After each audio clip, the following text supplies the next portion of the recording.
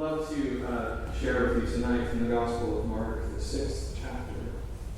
And I'll be starting at verse 1. As always, the passage is in your bulletin if you'd like to follow along. But hear God's word for us.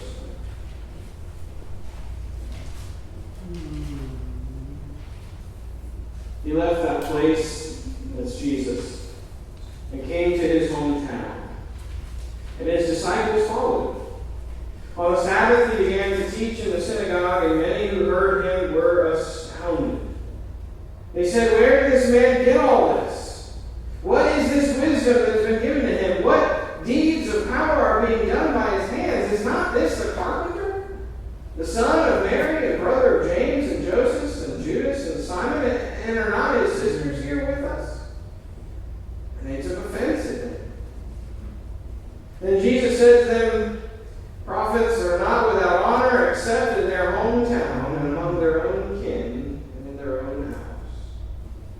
And he could do no deed of power there except that he laid his hands on a few sick people and cured them. And he was amazed at their unbelief. Then he went about among the villages teaching. He called the 12 and began to send them out 2 by 2 and gave them authority over the unclean spirits. He ordered them to take nothing for their journey except a staff, no bread, no bag, no money in their belts, but to wear sandals and not to put on 2 tunics. He said to them, "Wherever you enter a house, stay there until you leave the place. If any place will not welcome you and they refuse to hear you, as you leave, shake off the dust that is on your feet as a testimony against them." So they went out and proclaimed that all should repent. They cast out many demons and anointed with oil many who were sick and cured them. You pray.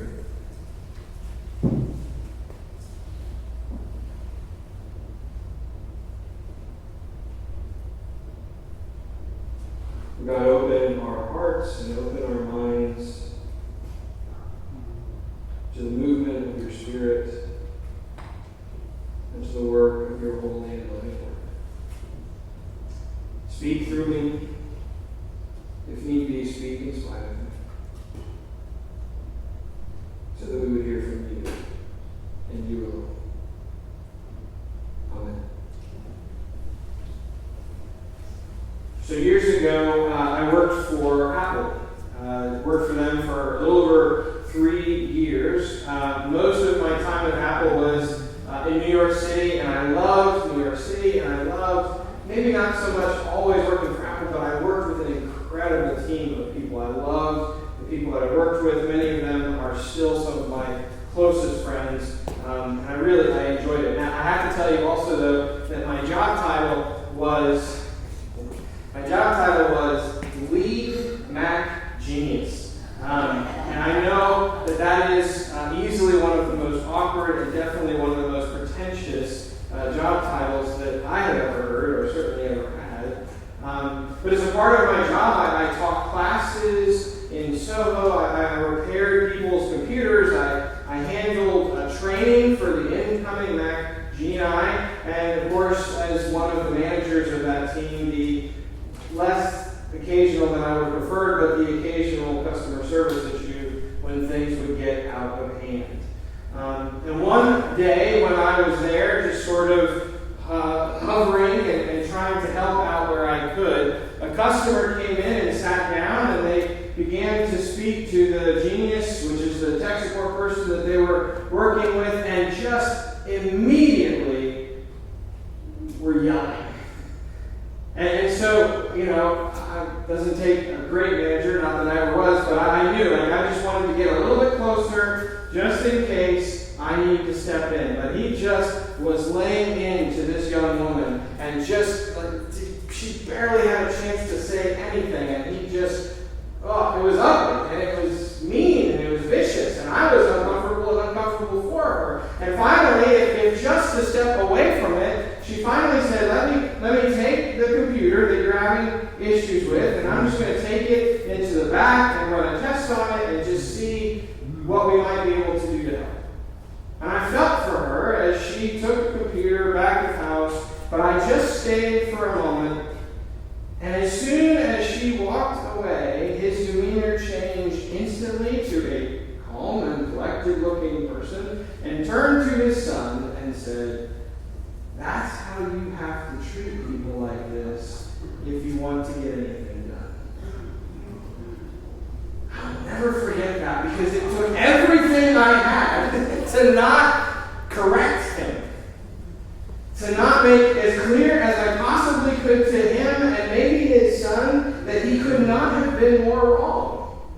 I could have, in that moment, told him dozens and dozens of stories of the opposite being true, of the times when I and my colleagues bent over backwards to help customers simply because they treated us kindly, because they admitted that they had done something wrong or there was a mistake, and of course that voided the warranty, but they just wanted to be honest and put us in no obligation to help, but they treated us decently. Just sometimes they treated us as human beings, and so we were delighted then. We were delighted to make exceptions and to do all we could. Thank you for seeing me back here. Thank you for treating me like a human being. I mean, I could have told him literally about friends that I had made, friends I still have today that I met because I fixed their computer, and when we were done, went down to Chinatown to get soup dumplings together. I mean, we made connections there. That is not how you treat people. Mac geniuses are people too. The truth is, look, everybody wants to be treated as a human being. Everybody wants to experience kindness. But this father, giving some kind of lesson to his son, he had this idea that we were lesser. We tech support people were not worth respect, or simply put, we had something to offer him, and that was it. We weren't worth anything more than that. So just get done what needs to get done, maybe pour some anger on it to get us riled up and snap it into, and all will be well. And though I hesitate to share this part of it with you, lest you think even less of me, a little behind-the-scenes tip for all of you from someone who used to work in tech support. Don't do that. And I mean, don't do that because we're Christian and because we're all children of God and we all deserve nothing less than love for one another, but also don't do that because when people like me are the boss of things like that, that particular computer, let's just say, could have been done in under an hour. It may have gotten lost on the shelves for a little over a week before we even looked at it. So, God forgive me. I know I'm kind of a jerk sometimes, but let's see if I can. Okay. But in the context of the Jesus Challenge that many of us are doing right now, thinking about the ways that being a follower of Christ calls us to love God, love neighbor, and love enemy, I've thought about that story from my past. Of that once upon a time when someone very clearly and openly treated me as just a lesser being, and yes, how I in turn treated them as something of an enemy. And I thought about that story and this story, the story from early in Jesus' ministry, that time when he went home and it didn't exactly go well. If you've read the Gospel of Mark, you know that here in the first 5 chapters, he has been gaining all sorts of followers and fame. And still early in this story, his travels bring him to his hometown. And we're told that on the Sabbath he goes and begins to preach in the synagogue, and these people, his literal hometown congregation and his neighbors, are astounded by his teachings. But they are astounded a bit differently than we might expect, given what we would have read earlier in Mark. I wonder if some of the conversation might be like, well, Mary's kid? He's back? Oh yeah, we've known him since he was just a little boy. There was something about a manger, I think. We know his brothers and sisters. He's just another kid from Nazareth. And who does he think he is? I mean, wasn't he just a carpenter?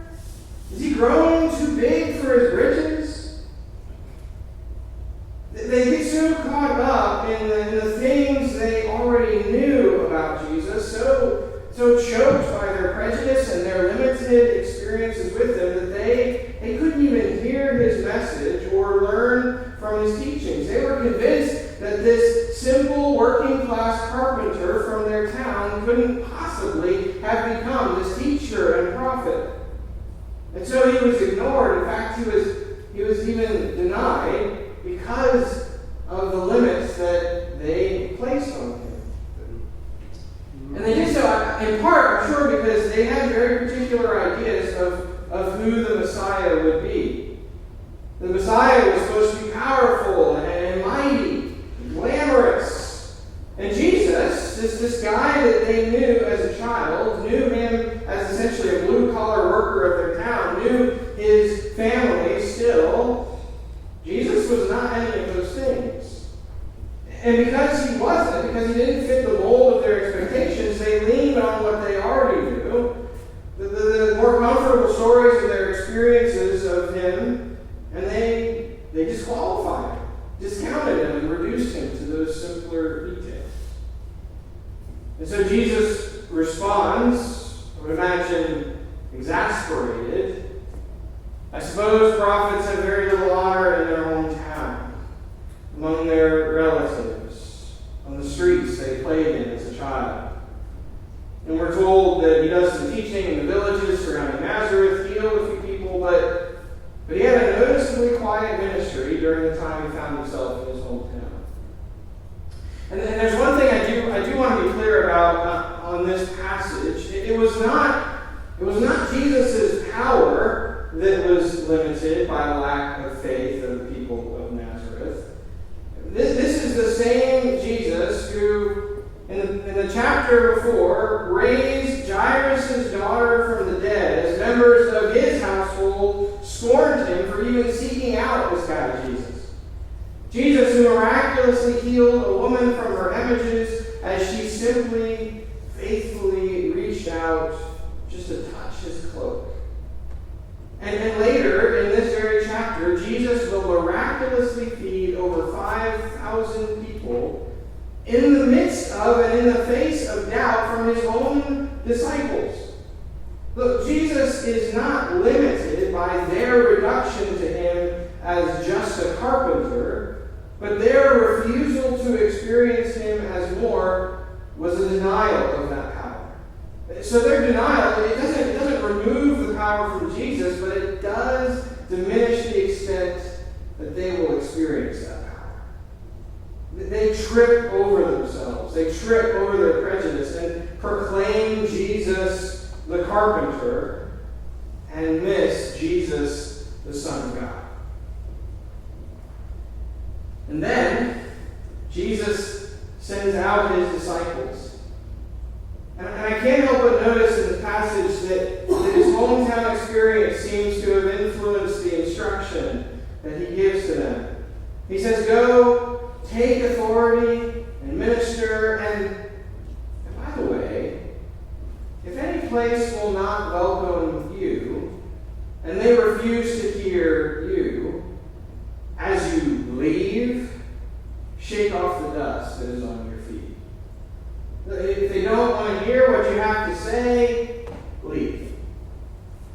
Jesus lifts up the very things that Nazareth, his hometown, can't seem to see past. And instructs his chosen 12 to go out and to do so simply, without fancy uniform or title, without political or social power, without money or weapons or possessions, without even food. He says, go only with the clothes on your back. Don't even take time to put on a second cloak. And go just with the authority that you have in my name. Proclaim the good news, call for repentance, heal the sick. If someone will hear what you have to say, great. Worship with them. If not, leave. I'm reminded that once again that Jesus chose the uneducated and then empowered them to preach in his name. Chose the working class and anointed them to heal the sick. Jesus chose again and again the least of these and then gave them authority over demons, over sickness, over the powers of this world. And that is how God works to bring about God's kingdom. If someone will hear what you have to say, worship with them. If all they see is someone below them, if they think you have nothing to offer because you're just a carpenter, or don't see you as anything more than a fisherman, if they can't see past your poor or inappropriate clothing, or believe you couldn't possibly have anything to offer them because you're just a lowly Mac genius, they're lost. Shake the dust from your sandals and leave. Imagine what Nazareth missed out on because they limited themselves to this hometown knowledge of Jesus. Imagine what the people missed out on when they met those 12 going out 2 by 2, reducing them to their poor status or station. Imagine what we miss out on when Jesus continues to work in the world through those that we may have deemed unworthy because we know them, or we think we know them, and we limit them to what we think we know.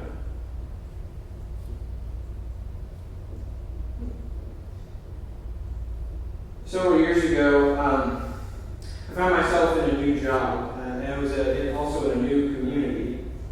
And in my first weeks there, as I'm getting to know the people that I'm working with, one of the women that I worked with invited me to join her and her family at their place out on the river. And I was excited about it because I'm a little socially awkward, so it gave me an opportunity to really just sit down and get to know you in a more comfortable, laid-back place. That's great. That sounds wonderful. And so I was excited about it, and I headed out a few days later that afternoon to join them. And before I even got out of my car, before I even put the parking brake on, I was so shaken. Because in the privacy of their land, they had plastered their home with hateful and racist propaganda. And with unapologetic and disgusting slogans and statements and symbols that just stood so against so much of what I believe as a Christian and with the work that I have had the privilege to do with so many of God's children, siblings of all sorts of varying identities and ethnicities and beliefs, and the hurtful and absolute dismissal of others that I found myself surrounded by it doesn't do it justice to say it was uncomfortable. I felt physically ill. I wasn't even able to stay anywhere near as long as I planned. And the next few days were really hard for me too. How could I work with this person? How could I be present with her if this is what she believed? It would have been really easy for me to dismiss her in turn. It's certainly what I wanted to do. I wanted to decide that her racism was a fair reason to not associate with her any more than I had to, and to sever what connections I was able. And in the following days, as I prayed about it, as I turned to others, I believe that God led me to this passage, to Mark 6 that we read earlier. To the reminder that it is so easy to get caught up in labeling someone as something and to ignore so much of who or what they are. Of how the disciples of Jesus Christ went out to serve and minister to others, but sometimes all they could do was brush off the dust from their sandals and move on. How the people of his hometown couldn't get past the stuff they knew about Jesus and about his family, about the days when he was just a carpenter. I never made peace for that part of who that person was, and I don't know that I need to, but I'm glad, and I want to say I'm grateful even that in my better moments, after contemplating this passage, I was able to continue to partner with her. And that I was able to receive from her. And maybe they haven't taken those terrible things down. Maybe they still believe that which I find incompatible with the gospel. But also maybe I helped her see things a bit differently. I don't know. But even if I didn't,